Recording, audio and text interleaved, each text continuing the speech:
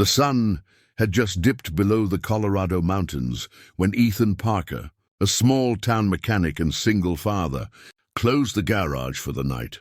He was exhausted, his hands stained with engine grease, but he still had bills to pay and lunch boxes to pack in the morning. As he drove down the quiet highway toward home, he noticed a sleek black luxury sedan pulled over with its hazard lights blinking. Most people would have kept driving, but Ethan slowed down immediately. He parked behind the car and stepped out cautiously. A well-dressed woman stood near the hood, frustration written all over her face. "Are you okay?" Ethan asked gently. She sighed in relief and nodded. "My car just died. No signal, no help, nothing." She sounded embarrassed, but Ethan simply smiled. "Let's take a look." He didn't recognize her face, nor the name she gave, Isabel Grant, but that didn't matter to him. A stranded driver was a stranded driver. Isabel watched as Ethan popped the hood and leaned in. His movements were steady, confident, the kind that came from years of solving problems no one else bothered to fix. In less than 10 minutes, he pinpointed the issue: a clogged fuel pump and a drained battery. "You're lucky," he said lightly. "Some roadside fixes need a miracle.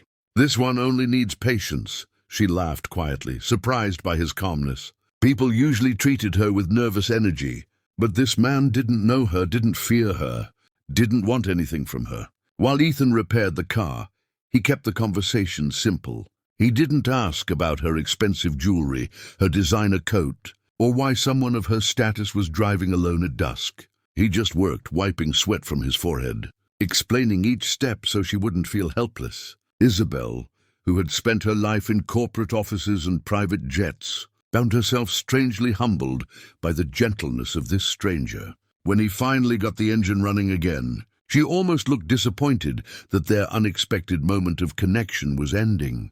"How much do I owe you?" she asked quietly. Ethan shook his head. "Nothing. You were stuck. I helped. That's all." She frowned. "Please let me pay," but he interrupted softly. "Ma'am, kindness shouldn't come with a receipt." Those simple words hit her harder than she expected. She watched him leave, his old pickup rattling as he drove into the fading night. Isabel stood by her running car, stunned. No one had treated her like a normal person in years. She was one of the wealthiest women in the country. The press called her the young billionaire of Denver, but the mechanic on the road hadn't cared about any of that. And that, she realized, meant everything. The next morning, Ethan was back at his garage, tightening bolts on an ancient tractor. Business was slow, money was tight, and the leaking roof reminded him of the repairs he couldn't afford. Yet he kept going, because quitting wasn't an option when you had a daughter depending on you. He didn't expect anything from yesterday's roadside encounter. For him, helping someone was simply what decent people did. Around noon, a black SUV stopped in front of the garage. Ethan wiped his hands and stepped outside, confused. The passenger door opened, and Isabel stepped out, this time not frustrated, but composed and purposeful. "Ethan," she said with a small smile, "I didn't get to thank you properly last night." He shrugged. "You don't need to. You got home safe. That's thanks enough." But Isabel insisted. She handed him a sealed envelope. "Please, don't say no until you read it." Ethan hesitated but took it out of respect. When he opened it, his breath caught in his throat. Inside was not money, as he feared. It was something deeper. A formal offer. A full-time position as head mechanic for her company's transportation division.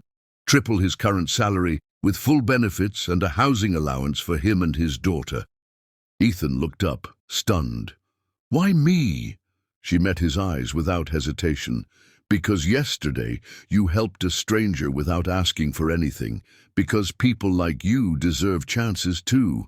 And because I want people on my team who still believe in kindness." He felt the weight of years, the late nights, the broken tools, the constant struggle, suddenly lift from his shoulders. His voice cracked as he whispered, "I don't know what to say." Isabel smiled warmly. "Say yes. Let's change both our lives." Ethan did say yes, And that single highway moment, one act of kindness given with no expectation, became the turning point he never saw coming. For Isabel, it restored her faith in genuine people. For Ethan, it opened a door he thought would remain shut forever. And for both of them, it proved that sometimes the smallest, simplest kindness can rewrite the entire future.